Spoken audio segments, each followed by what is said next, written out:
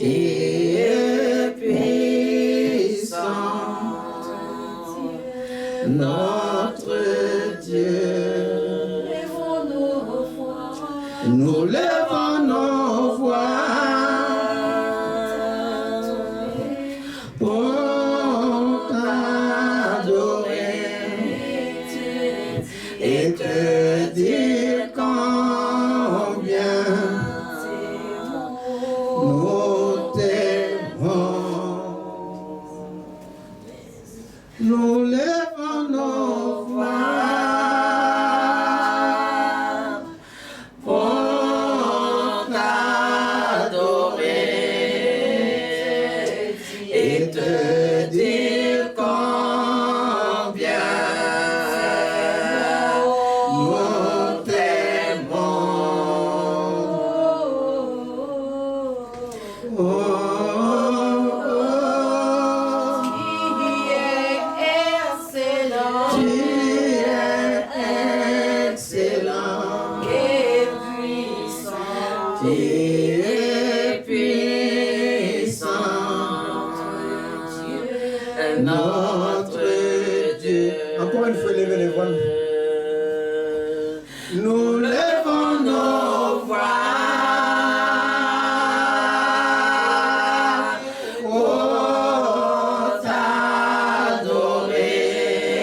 t'adorer et te dire combien nous t'aimons. Nous levons nos voix pour t'adorer et te dire combien nous t'aimons. Encore. Nous levons nos voix pour t'adorer et te dire combien nous t'aimons. Nous levons nos voix pour t'adorer et te dire combien nous t'aimons. Merveilleux Seigneur. Applaudissons le Seigneur, applaudissons le Seigneur. Il est merveilleux, il est glorieux. D'accord, vous asseoir. Vous asseoir. Dites avec moi la salle que je lève ma voix. Lève ma voix Pour t'adorer au Père. pour t'adorer, mon Père. Car tu es digne de louange. Car tu es digne de louange, Digne de force. digne de force, Digne de gloire. digne de gloire. Digne de gloire. Digne de C'est toi gloire. qui fais ma vie. C'est toi qui Car fais ma je suis vie. enfant de Dieu. Car je suis enfant de Merveilleux Dieu. Seigneur. C'est Amen. l'appartenance. L'appartenance à Dieu, vous savez que l'appartenance à Dieu a un prix. Amen. C'est pour ça tout à l'heure, je tenais à ce que chacun de nous dise, nous lèvons nos voix pour t'adorer. Amen. Il n'y a que ceux qui l'adorent, ceux qui l'aiment, avec force, avec puissance de toute leur intelligence, qui sont agréables à Dieu. Amen. Ce n'est pas que les autres ne sont pas agréables, mais suivre le Seigneur a un prix. En vérité. Il y a des prix à payer. En vérité. Être exaucé par Dieu a un prix. La délivrance a un prix. Percer dans la vie a un prix. Amen.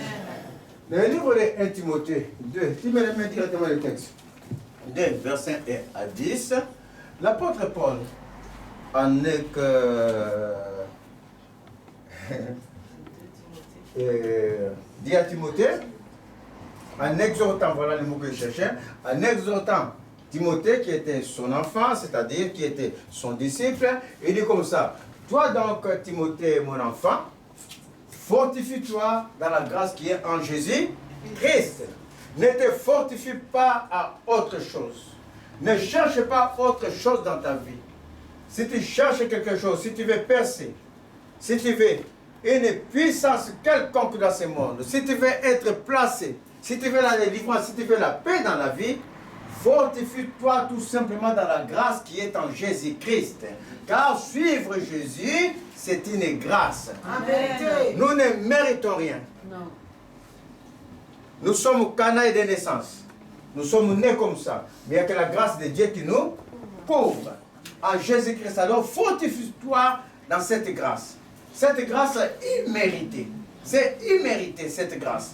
Mais il y a que Dieu qui, par sa bonté, couvre nos péchés, couvre ce que nous sommes, afin que nous soyons bien dans la vie. Et elle continue. Et ce que tu as entendu de moi, donc de Paul, ce que tu es en train d'entendre aujourd'hui dans cette église, en présence de beaucoup de témoins, confie-le à des hommes fidèles qui soient capables de l'enseigner aussi à d'autres personnes. Ce que tu es en train d'entendre, il faut que tu sois capable de le confier à d'autres personnes, de l'enseigner à d'autres personnes, afin de leur montrer que dans la vie, on ne doit pas s'accrocher aux choses du monde qui sont périssables, mais on doit chercher ce qui est impérissable, qui est de l'ordre de l'invisible, qui vient de Dieu. Amen. Et il continue. Il commence, souffre avec moi comme un bon soldat de Jésus Christ. Nous avons toujours tendance à dire que Dieu bénit, mais le Seigneur lui-même dit de souffrir avec lui comme un bon soldat de Jésus-Christ. Un soldat de Jésus-Christ souffre parce que, figurez-vous que pour nous sauver, pour que nous soyons dans la paix, pour que nous entendions sa parole, Jésus a souffert. Il avait pleuré par des grands cris. Alors, Paul exhorte Timothée, dit, tu vas souffrir mon petit, mais fortifie-toi en Jésus. Souffre avec moi comme un bon soldat de Jésus-Christ. En même temps, la souffrance de quelqu'un dans l'assemblée doit être comme si c'était ta souffrance. En vérité. Quand quelqu'un est en train de souffrir, quand quelqu'un est mal en point, quand quelqu'un n'arrive plus à voir clair dans la vie, tu es son épaule. Vous êtes en train de suivre, tu es son épaule. Dans la prière et dans les réconforts, l'exhorter en toutes choses pour ne pas que la personne tombe. Vous êtes en train de suivre?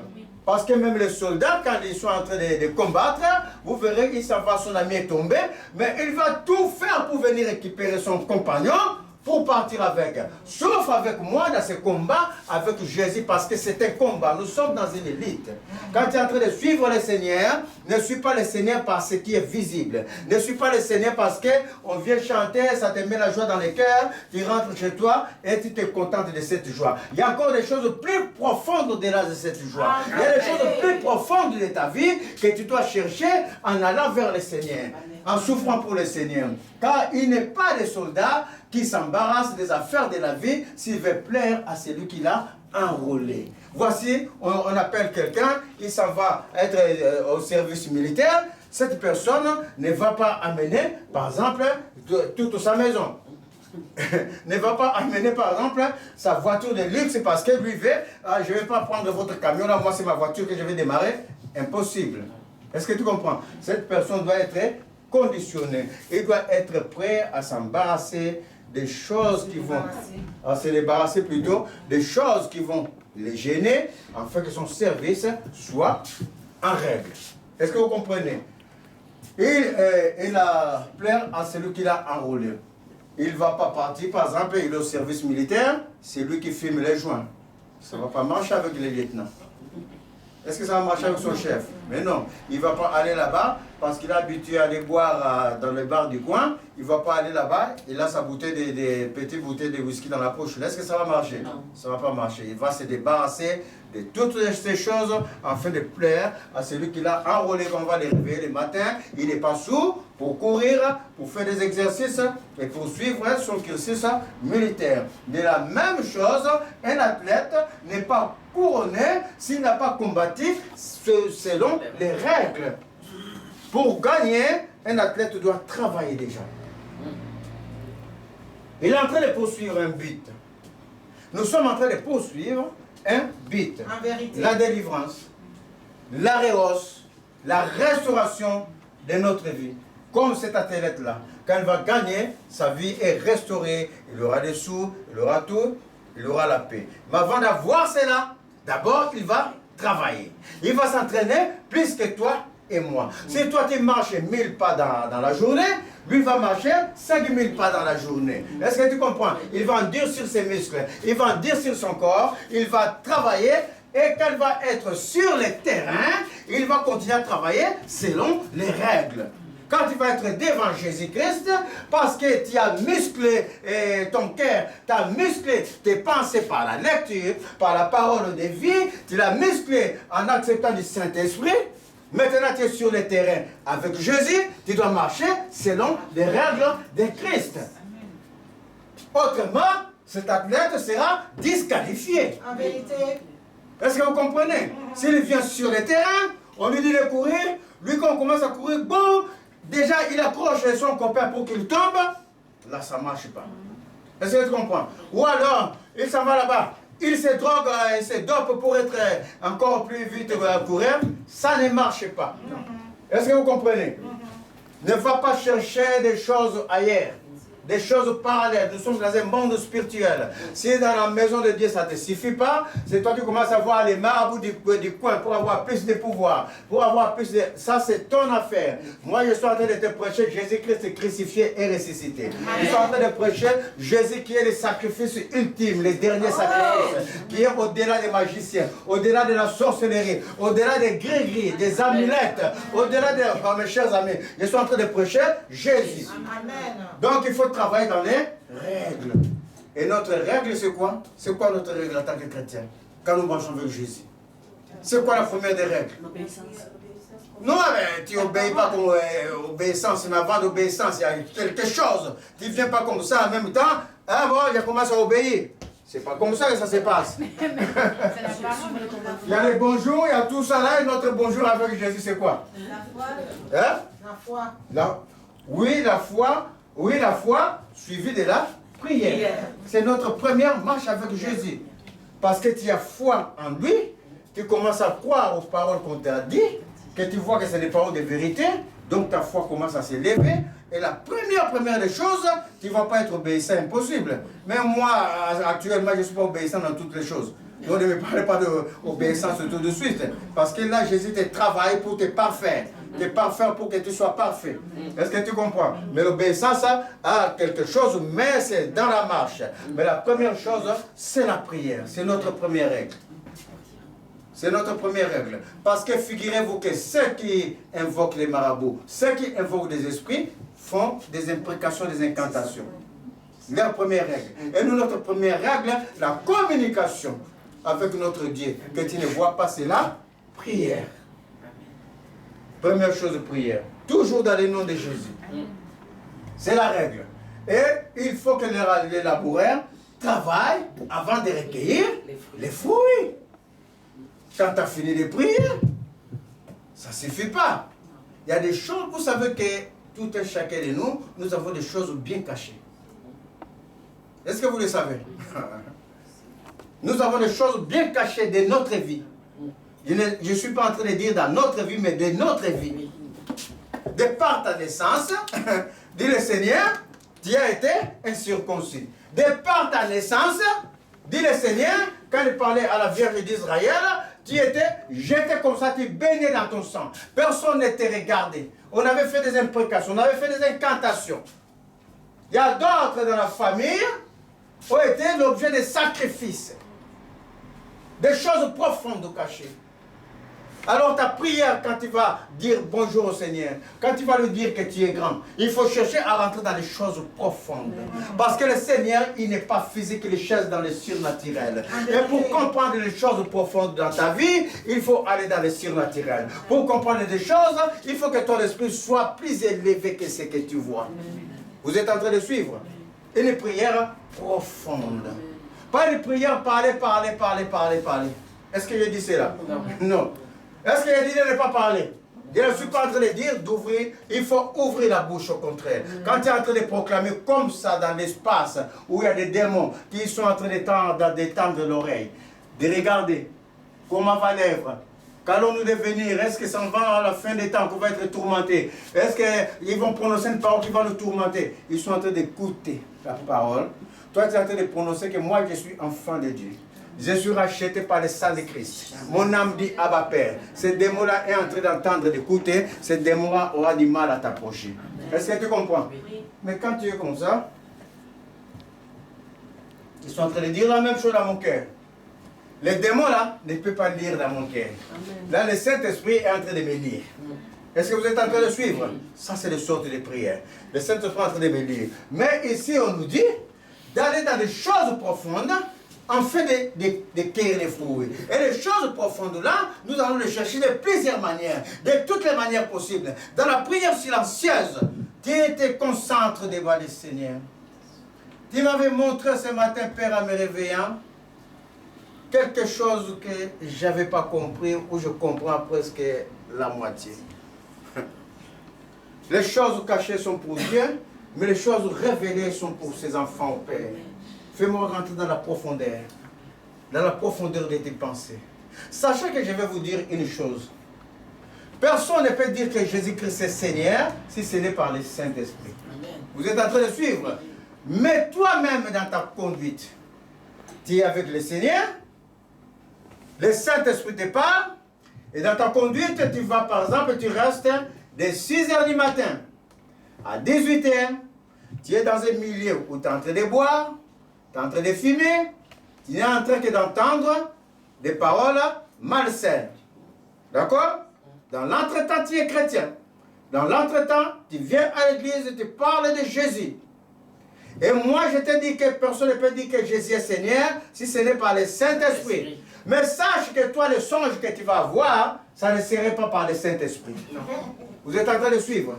Donc ne confondez pas les choses. On est en train de mettre les choses en règle. Par ta propre conduite, le Saint-Esprit peut se taire et l'Esprit malin te parle. Et même il va te montrer même que tu es en train de réussir l'affaire. Mais juste pour te faire tomber. Souvenez-vous que le Seigneur avait cherché un démon. Qui enverrai-je pour aller tromper le roi Akab? Un démon s'est dit, Seigneur, me voici, envoie-moi. Comme esprit de mensonge. Le Seigneur permet, par ta propre conduite, il permet d'envoyer les mensonges dans ta vie, afin que tu tombes pour que tu ouvres les yeux. Amen. Vous êtes en train de suivre? Tout esprit, tout ce qui parle de Jésus-Christ comme Seigneur, vient du Saint-Esprit. Mais ta propre conduite peut t'amener à... Mes chers amis, on te parle et tu te vois même dans une grâce certaine. Mais cette grâce-là, ça va se faire tomber parce que ça ne vient pas de Dieu. Parce que ta conduite n'est pas améliorée. Tu dois travailler comme les laboureurs, bêcher la terre, travailler, fouiller dans la terre, dans les eaux profondes, afin d'avoir la révélation de Dieu sur ta vie. Si tu n'es pas délivré complètement, si tu n'es pas complètement dans la gloire, comment tu peux aider les autres? Est-ce que tu les paies? Non.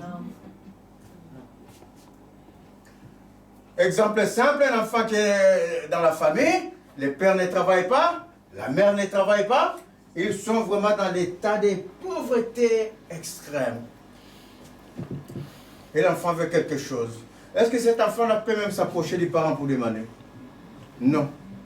Parce qu'il sait dans sa tête que ça c'est le chaos, ça ne peut pas. Est-ce que vous comprenez? Donc il faut avoir pour donner. Il faut être délivré pour délivrer l'autre. Toi, tu n'es pas délivré toi-même. Toi-même, tu n'es pas approché à Christ. C'est toi qui veux parler de Christ ailleurs. Mais quand tu vas parler de Christ ailleurs, tu vas amener le Saint-Esprit ou bien tu vas amener l'Esprit malin?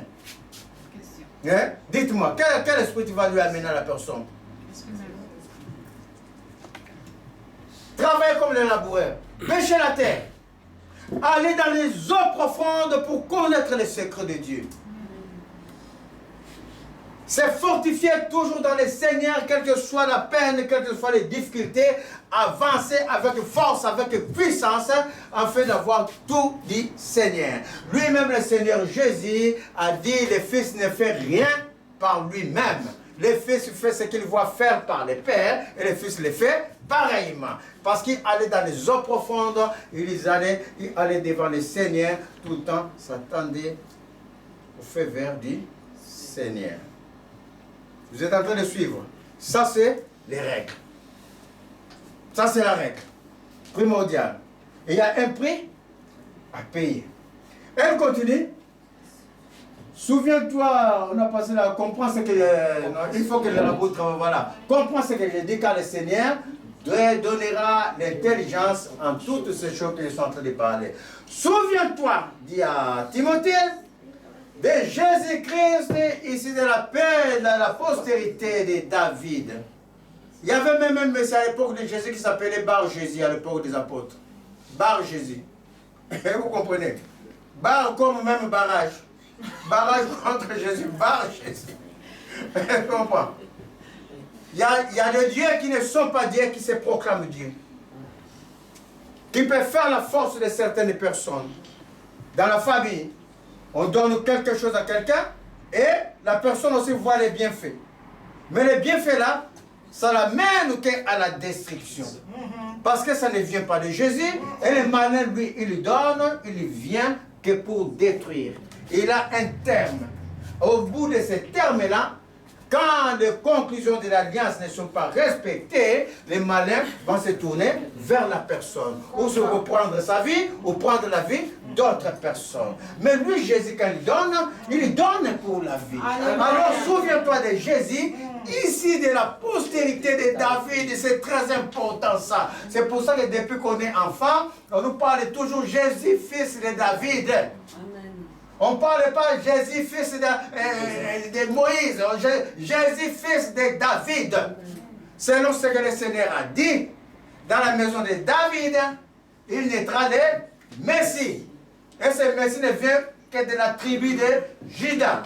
Et qui est ressuscité des morts. Souviens-toi de cela. Quand Jésus est parti à la croix, il est parti avec ta souffrance. Quand il est parti à la croix, il est parti avec la médisance des gens, avec les mauvaises intentions des gens qui étaient contre toi. Il est parti avec tous tes échecs. Souviens-toi de cela. Quand il est mort, c'est comme si ta vie ancienne qui t'est tourmentée, et parce que tu crois en Jésus, est mort avec Jésus, et quand il est ressuscité, et que tu crois en lui, c'est comme si tu ressuscites en nouveauté de vie, de restauration. Amen. Donc souviens-toi de Jésus-Christ ressuscité des morts. Selon l'évangile que nous sommes en train de suivre. Il est ressuscité à ces étapes importantes. La mort et la résurrection de Christ. Par sa résurrection, il nous a élevés parce que tu crois en lui dans le lieu céleste. Au-dessus des démons, au-dessus de tout, même au-dessus des anges. Est-ce que tu comprends? Il t'a élevé dans le lieu céleste de telle sorte que tu parles dans ta bouche, le Saint-Esprit va soutenir les paroles qui vont sortir dans ta bouche. Est-ce que tu comprends? De telle sorte que tu vois que la personne là avait une mauvaise intention pour toi, tu prononces que j'ai rien à voir avec toi, que le sang de Jésus marche contre toi, la personne voit des effets parce que toi tu es élevé au-dessus de cette personne. Tu es en train de suivre. Il y a la souffrance en train d'assaillir la personne, alors que tu crois à la résurrection de Jésus, eh bien tu te lèves autant que pour mes chers amis. Il y a des gens qui ont souffert. Plus de 25 ans ne voyaient pas la gloire qu'ils attendaient. Est-ce que vous le savez? Comme les gens comme les Saraï, quand ça s'appelait encore Saraï. Elle attendait pendant 25 ans ou combien d'années. Elle voit ses servantes accoucher. Elle voit ses servantes, elle a fini la course de ses servantes sous ses jambes. La même servante va rigoler d'elle. Et quand elle sort comme ça dans les camps, j'imagine peut-être même qu'elle restait toujours dans l'attente à cause de la honte. 25 ans. Est-ce que tu comprends? C'est elle qui commande, mais c'est elle que la vie ne va pas. Alors, à ce moment-là, souviens-toi toujours que Jésus-Christ est ressuscité pour toi. Amen. Et comme il est ressuscité pour toi, et que tu le revendiques, qu'il vente, qu'il neige, mes chers amis, même si la mort veut venir, souviens-toi que Jésus-Christ est ressuscité avec toi, et tant qu'il n'a pas dit les derniers mots dans ta vie, personne ne pourra te mettre sous terre. Est-ce que vous êtes en train de suivre? Oui. Alors quand ils se sont fortifiés dans le Seigneur, ceux qui ont entendu longtemps, ils ont eu ce qu'ils désiraient. Dans la puissance de la résurrection. Pour lesquels, dit l'apôtre Paul, je souffre jusqu'à être lié comme un malfaiteur, mais la parole de Dieu n'est pas liée. C'est pourquoi je supporte tout à cause des enfants de Dieu. Afin qu'eux aussi obtiennent le salut qui est en Jésus-Christ avec la gloire éternelle. L'apôtre Paul dit, Déjà pour sortir, je vais revenir sur l'apôtre Paul. Même nous, à notre petit niveau, comme ça, on voit petit niveau, pour que cette église soit établie, mes chers amis, moi j'ai été dans la souffrance. J'ai payé les prix. Moi, quand je faisais des jeûnes de 21 jours, vous tous, vous n'étiez pas là. 21 jours, je ne mangeais pas, je ne buvais pas. Et quand j'allais à l'hôtel, j'ai rampé comme ça là. J'ai rampé comme ça là, à l'hôtel. Et j'ai prié avec un petit qui travaillait avec moi, mon ouvrier qui s'appelait Élisée. C'est dimanche là. J'ai rampé et dès qu'on a fini le culte, c'était le 21 jours parce que ma femme avait voyagé suite aux affaires familiales. Et j'ai fait la sauce d'Akatine, on a bouffé comme c'était pas permis. Vous n'étiez pas là. Est-ce que vous comprenez? Sans manger, ma gorge était sèche, blessée. J'ai fait 21 jours secs. Je ne buvais pas. Je ne mangeais pas. J'ai souffert. Au-delà de ça, j'ai souffert dans ma famille des choses que pour lèvres. Vous êtes en train de suivre. Pour lèvres. Et quand même, j'ai combiné le travail et autre chose. J'ai laissé mon travail. Je suis toujours en train de chercher ce qui est de l'éternel. Parce que dimanche, je vais prêcher la parole. Ça, c'est dans mon petit niveau. Il y a toujours un prix à payer pour que l'église soit établie. Pour qu'une assemblée soit établie. Vous êtes en train de suivre. Tout le monde paye un prix. Pour quelque chose. Si tu veux quelque chose, tu dois payer le prix, tu dois travailler. Alors l'apôtre Paul dira dans le livre de Philippiens 3, tu me mets Philippiens 3. Philippiens 3, il dit comme ça, Philippiens 2 plutôt. Non, Philippiens 3, ça c'est pour Jésus apôtre.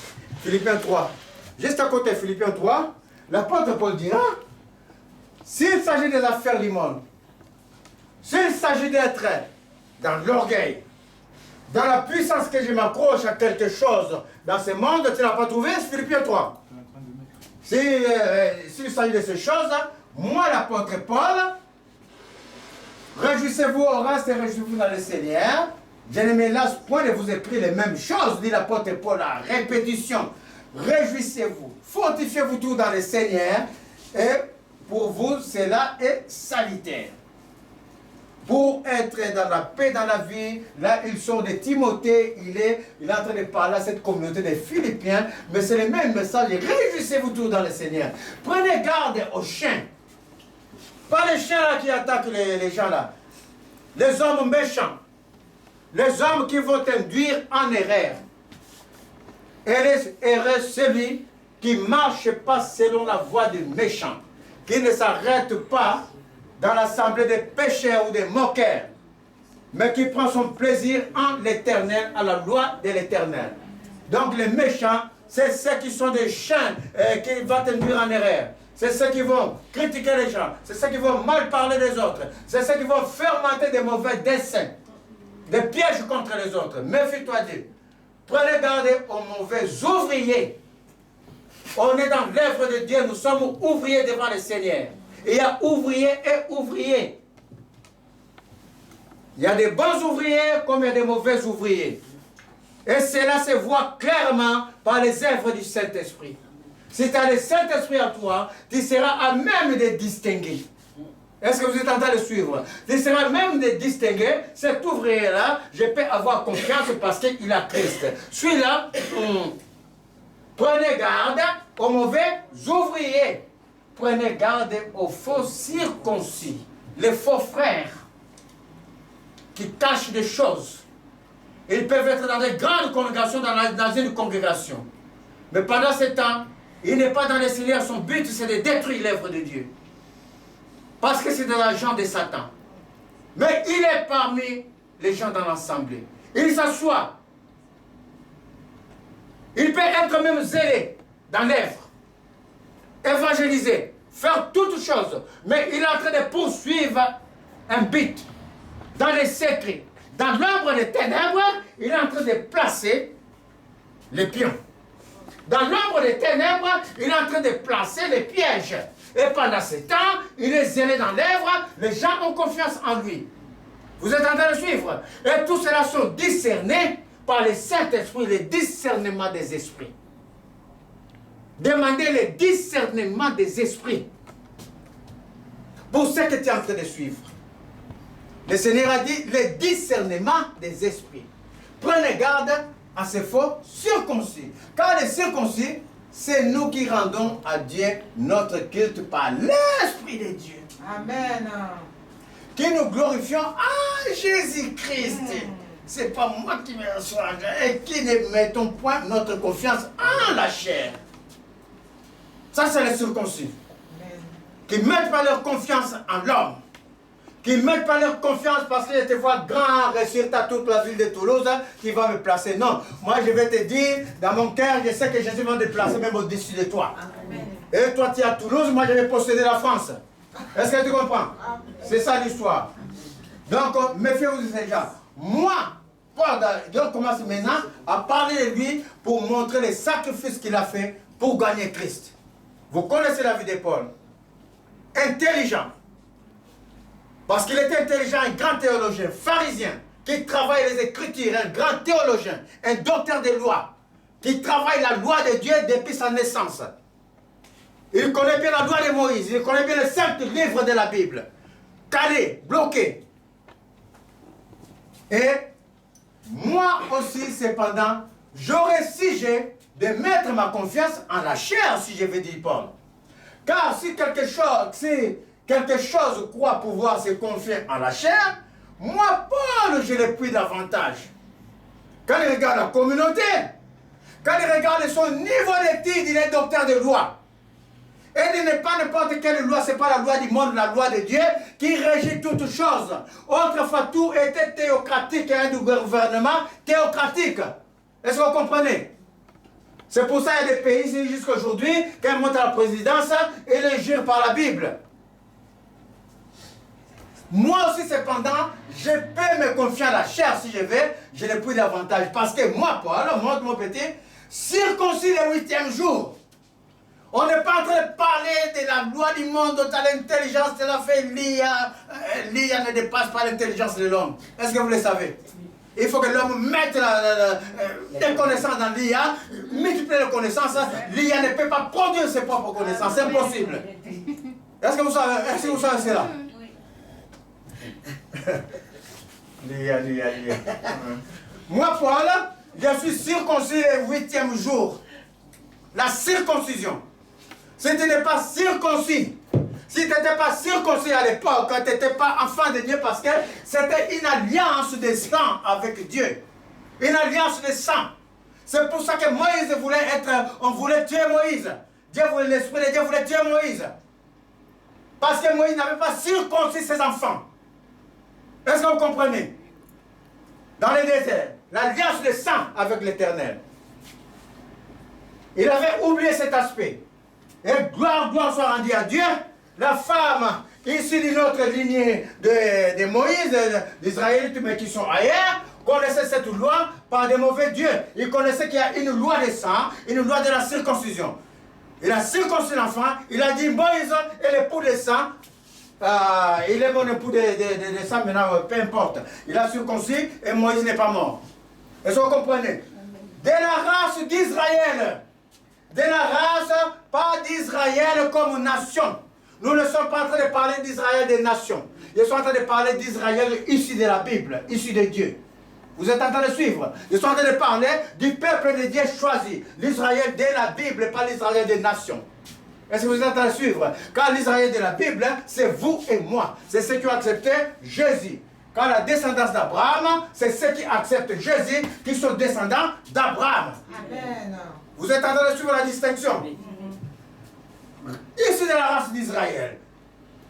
Là, c'est nous. Mais Paul lui parlait de cette race qui s'est valorisée comme nation choisie. Est-ce que vous comprenez? Et de la tribu de Benjamin, qui est le frère de Joseph, le frère du patriarche, hébreu, né d'hébreu. Il n'est pas hébreu, né d'un français et d'un portugais, non. Hébreu, né d'hébreu. Père et mère, hébreu de naissance, choisi de naissance. Quant à la loi, pharisien, docteur de la loi, il maîtrise la loi de Dieu. C'est ça les pharisiens. Quant aux zèles, persécuteurs de l'église de Dieu. Ils ne connaissaient pas encore Dieu. En tant que pharisiens, ils pouvaient détruire l'église qui se disait de Christ. À son âge. parmi sa génération, persécuteur de l'église, donc vous connaissez ma force, vous connaissez ma puissance irréprochable à l'égard de la justice, de la loi qu'il croit posséder là, en tant que pharisien. Il est irréprochable. Dans sa Bible, dans les 5 livres de la Bible, il y a des lois qui l'autorisaient. Est-ce que vous comprenez? Voici pourquoi Jésus est venu accomplir la loi dans le Nouveau Testament. Ce n'est pas un pour un, dent pour dent. À l'époque, quand tu n'étais pas de Dieu, tu étais disqualifié. Tu blessais quelqu'un, on te blessait. C'était une loi imparfaite, mais lui, il était irréprochable à cette loi. Pour lui, ça venait de Dieu. Parce qu'il était dans l'ignorance. Vous êtes en train de suivre?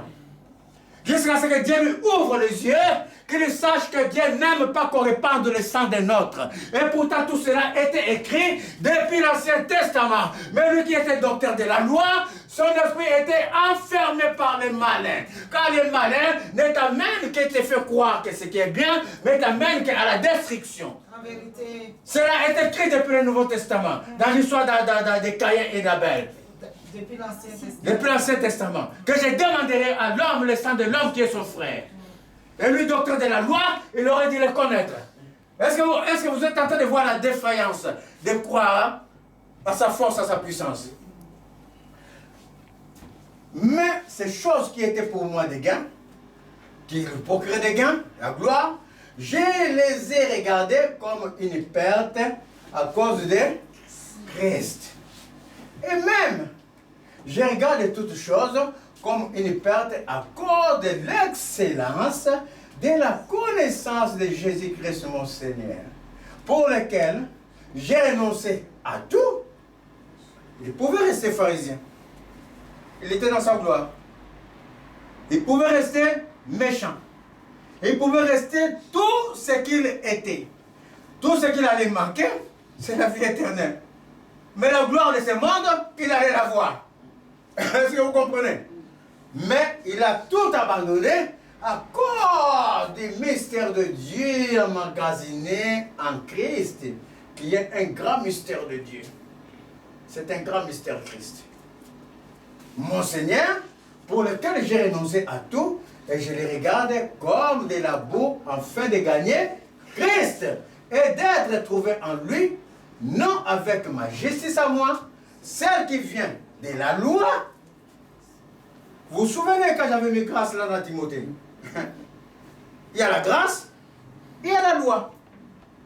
La loi disait à Paul, tu fais bien parce que tu respectes la loi de Dieu, qui dit que celui qui n'est pas circoncis n'est pas pour nous, n'est pas notre peuple, on va les détruire. Ça c'est la loi. Mais la grâce va lui dire, Dieu ne fait différenciation des personnes. Vous êtes en train de suivre la différence. Alors, lui, il accomplissait la justice de la loi. La justice de la loi qui disait, une femme qui commet l'adultère, on va lapider la femme. Mais quand la femme commet l'adultère, si on raisonne bien, est-ce qu'il y a que la femme dans l'histoire, dans les tableaux? Il y a l'homme aussi. Pourquoi on ne lapide pas l'homme? Déjà, à ce niveau-là, il y a injustice déjà. Non seulement à ce niveau-là, il y a injustice, le deuxième niveau, mais toi-même qui l'appelles du Jésus, toi-même qui montres ton frère du doigt, tu dis que regarde ce que fait tes frères. Regarde quand on montre du doigt, il y a toujours le pouce qui est vers moi là. Donc, et moi-même ce que j'ai fait en secret, qui va te montrer du doigt. Toi-même tu montres l'autre du doigt, tu lapides l'autre, mais tu fais des choses en secret. Et qui te couvre pour ne pas que ces choses se voient. C'est Dieu. Ça, c'est la grâce de Dieu. Vous êtes en train de suivre. Ça, c'est la grâce de Dieu. Tu travailles dans un bureau, tranquille.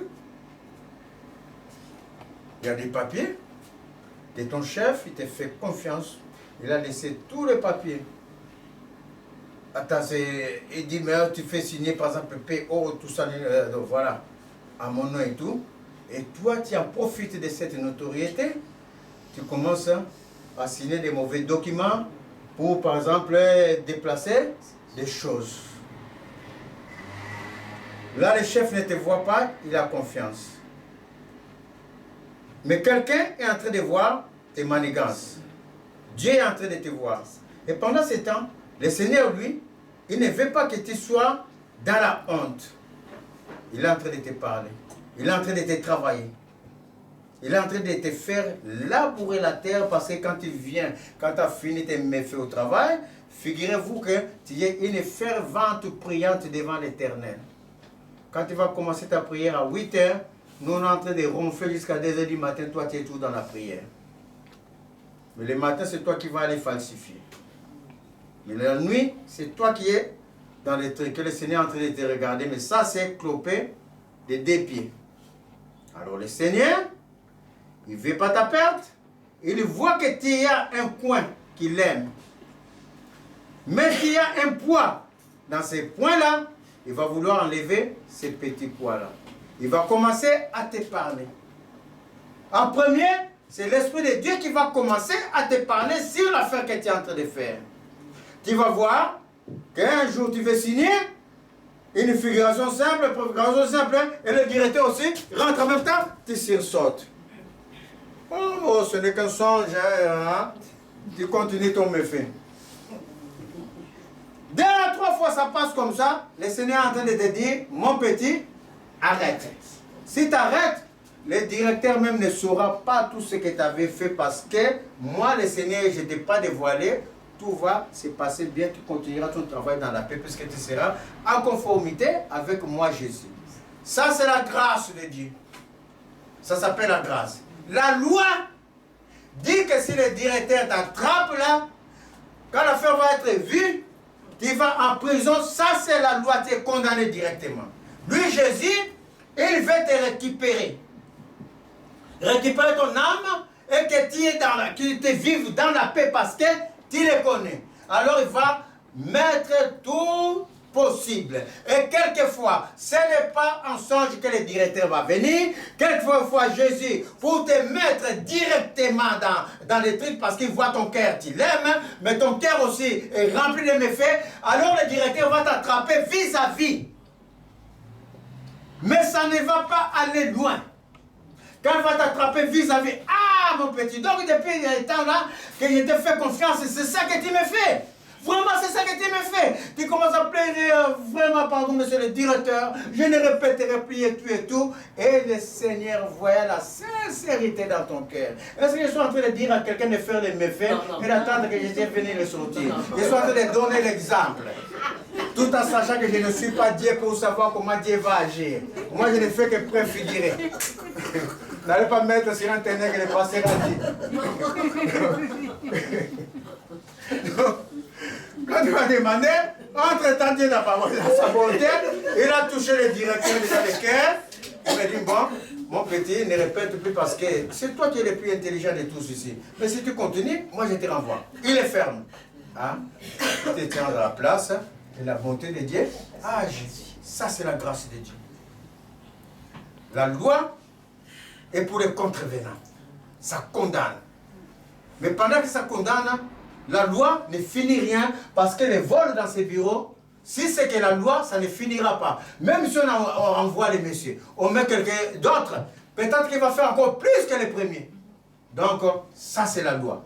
Mais la grâce de Dieu, quand toi tu vas comprendre que je suis en train de faire quelque chose de mal, tu demandes pardon à l'homme, tu demandes pardon à Dieu, et des 2 côtés tu es pardonné et que tu arrêtes sincèrement, tu ne reviens plus, la chose ne va plus te condamner. Ça, c'est la grâce de Dieu.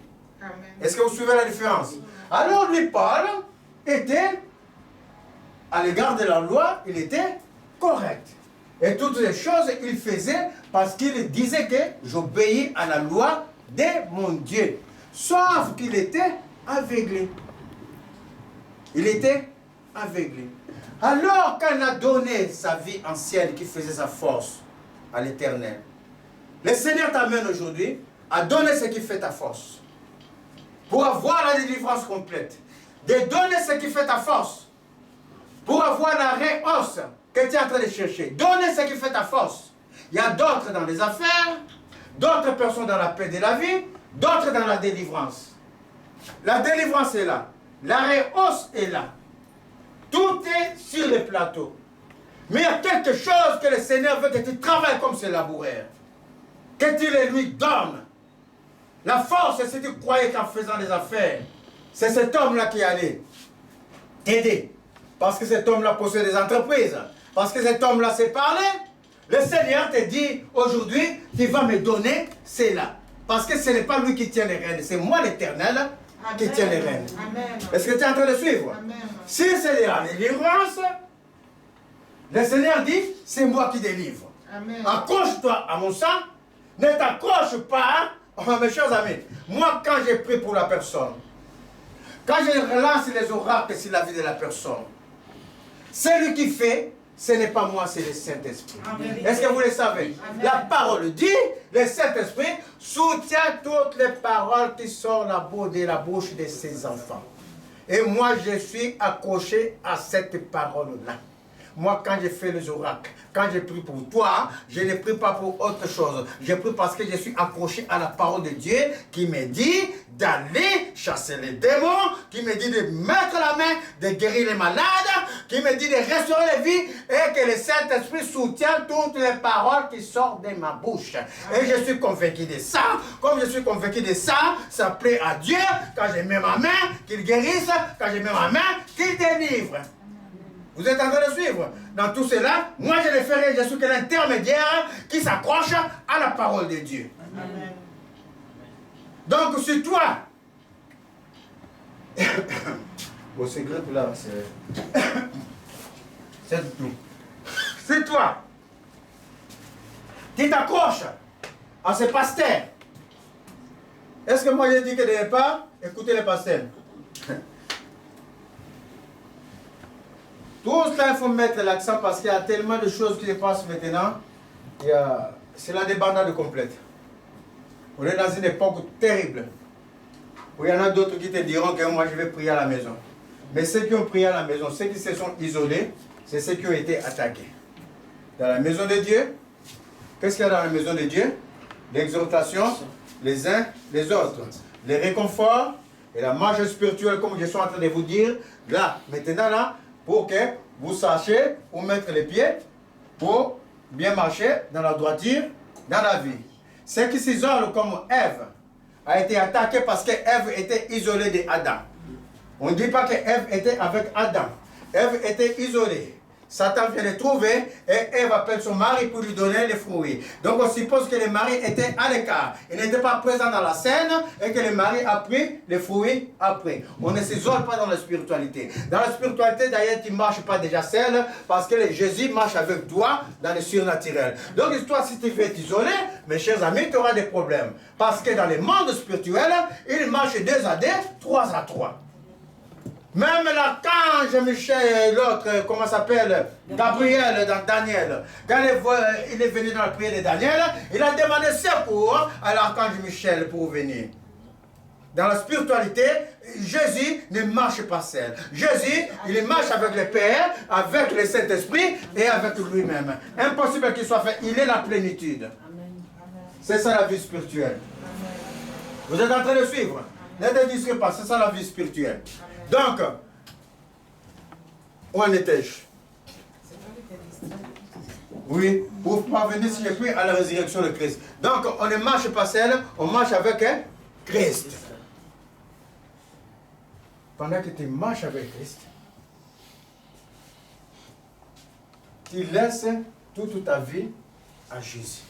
Amen. Si tu croyais que dans la vie, c'est tes parents qui faisaient ta force, nous, en tant que parents, vous qui êtes déjà parents, c'est quoi votre rôle par rapport à vos enfants? Hein? Les éduquer? Hein? Là? La surveillance. Donc ça rentre dans l'éducation. Et quoi? De les amener à être autonomes. Hein? À être autonome. Notre premier rôle dans les enfants que Dieu nous a confiés, de leur inculquer Christ d'abord. Le premier rôle des parents. C'est Dieu qui nous les a prêtés. Est-ce que vous le savez? Est-ce qu'aujourd'hui, moi et ma femme, est-ce qu'on habite avec nos parents? Est-ce que ma femme habite avec, c'est pas avec moi qu'elle habite? Est-ce que quand mes enfants là vont se marier, il y a des jeunes au Canada, quand les deux autres filles vont se marier, est-ce que c'est pas avec ma femme que je vais rester? C'est pour vous dire qu'on n'est pas resté avec nos parents qui nous ont engendrés. Les rôles, le Seigneur avait prêté à nos parents, nous avait prêté, c'est pas les mots dire, Vous avez prêté. voilà, nous avait prêté à nos parents pour qu'ils nous élèvent, pour qu'ils nous inculquent Christ. Afin que quand ils ne seront pas là, nous ayant Christ, toujours l'espérance de vie en toutes choses, soit avec nous. À tout cela, ils ont fait dans l'éducation, dans toutes les choses, pour que nous soyons formés, pour que nous soyons hommes et femmes à part entière. Et notre rôle était fini là. Le rôle des parents est fini là. Vous êtes en train de suivre. Après, ça va rester le rôle de donner des conseils. Quand ils seront chez eux, dans leur mari, quand il y a quelque chose qu'ils ne comprennent pas, ah papa, ah maman, il y a ça et ça, et notre rôle de continuer à les guider, mais toujours en nous référant à la parole de Dieu. Vous êtes en train de suivre pour qu'ils soient dans la grâce de Dieu. Mais si eux, ils abandonnent Dieu, parce que l'espérance, le salut est personnel. Amen. Ce n'est pas parce que moi et ma femme nous disons Amen que nous disons avoir reçu Christ et que nous prions pour les enfants. Ça s'appelle une couverture spirituelle. Parce que moi et ma femme, nous croyons en Dieu. Parce que moi et ma femme, nous avons dit que les choses anciennes sont renversées dans le nom de Jésus. Ma génération est sauvée. Alors mes enfants vont bénéficier d'une couverture spirituelle. Qui les garde, qui les protège en toutes choses. La main de Dieu est avec eux. Parce que le Seigneur ne peut pas, ne veut pas nous décevoir. Parce que nous avons confiance en lui. Est-ce que vous comprenez? Alors, il va couvrir mes enfants, il va couvrir mes petits-enfants. Mais quant à leur salut de l'âme, quant au salut de leur âme, quant à votre salut, parce que vous avez aussi une couverture spirituelle par rapport au pasteur. Est-ce que vous le savez? Parce que c'est le pasteur nuit et jour. Prie pour toi, voici pourquoi il y a des choses qui surpassent ta vie. Ça ne t'atteint pas. Tu as une protection spirituelle. Une couverture spirituelle. Voici pourquoi on ne quitte jamais son père. Voici pourquoi on ne quitte jamais là où Dieu t'avait appelé dès le commencement. Un enfant ne peut pas quitter son père, aller chercher un père ailleurs. La couverture va être brisée. Est-ce que vous le savez? Tu n'auras plus de couverture spirituelle.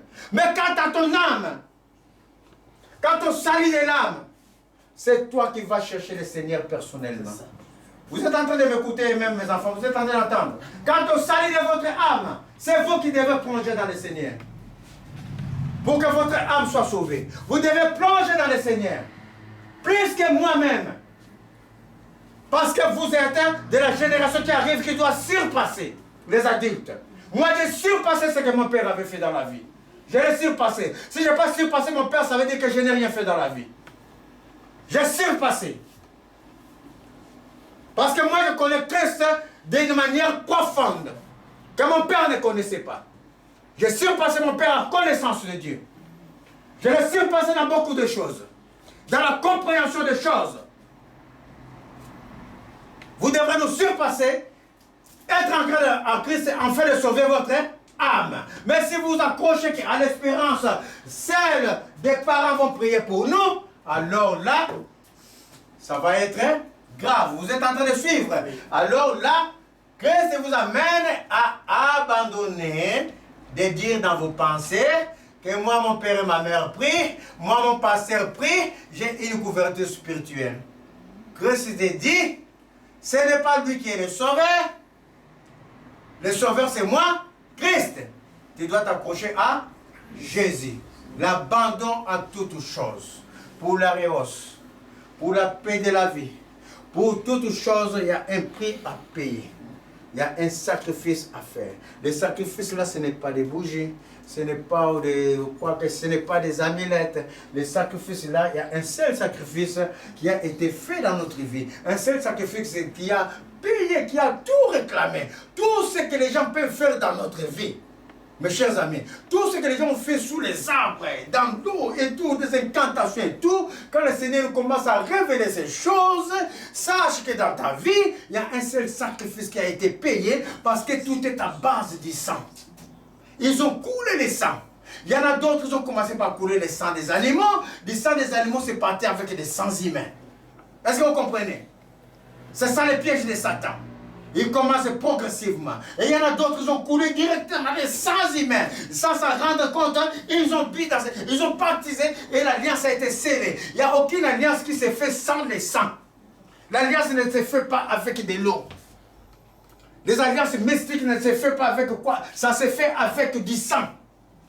Et le sang demande un retour de sang. Vous êtes en train de suivre? Ils font un retour de sang, il faut que le sang soit coulé.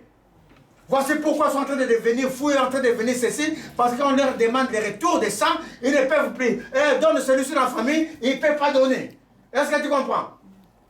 Mais si la personne s'accroche à un seul sang, qui n'est pas le sang de l'homme, le sang de Jésus n'est pas le sang d'un homme. Jésus, il est Dieu. Il n'y avait pas des hommes parfaits. Il a fallu que Dieu prenne la forme d'un homme. Que l'esprit se fasse humain. Pour que l'esprit ait le sang. En fait, que quand ils vont faire couler le sang, quand ils vont demander le sang, toi tu dis que le sang de Jésus avait coulé pour moi. Le sang de Jésus, c'est le sacrifice, le dernier sacrifice ultime qu'on ne peut plus bouger, qu'on ne peut plus bousculer. C'est comme ça, c'est comme ça. Le monde spirituel sait que c'est comme ça. Dès que tu parles du sang de Jésus, tout est troublé parce que c'est comme ça. Amen. Vous êtes en train de suivre? Amen. Et quand tu vas croire que le sang de Jésus a coulé pour toi, pour réclamer ce qui n'était pas dans ta vie, donc tu abandonnes ce qui fait la force de l'homme, tu abandonnes ce à quoi tu t'accrochais, tu abandonnes tes capacités, tu abandonnes ce que tu es en train de chercher ailleurs, et que tu crois que le sang de Jésus peut te les redonner. Dieu, mes chers amis, Dieu, il est suffisant. Amen. Dieu, il est Dieu. Amen. Mes chers amis, il y a des gens qui n'arrivaient pas à voir des choses dans la vie, mais quand ils se sont accrochés au sang de Jésus, les années ont passé. On s'est moqué d'eux. Même peut-être leur génération ont commencé à vieillir. Mais toi, arrête avec ton Dieu. Mais un jour dans la vie qu'elles se sont réveillées, mes chers amis, c'était la gloire dans tous les cas. Vous êtes en train de suivre? Parce que Dieu se révèle toujours. Amen. Dieu va se révéler. Si tu veux que Dieu se révèle dans ta vie, quel que soit ce que tu es en train de chercher, Dieu va te le donner. Dieu, mes chers amis, il est capable. Ce n'est pas comme un homme qui dit, et puis je ne suis pas capable. Ça me rappelle le début du ministère, quand j'avais prié, j'allais prier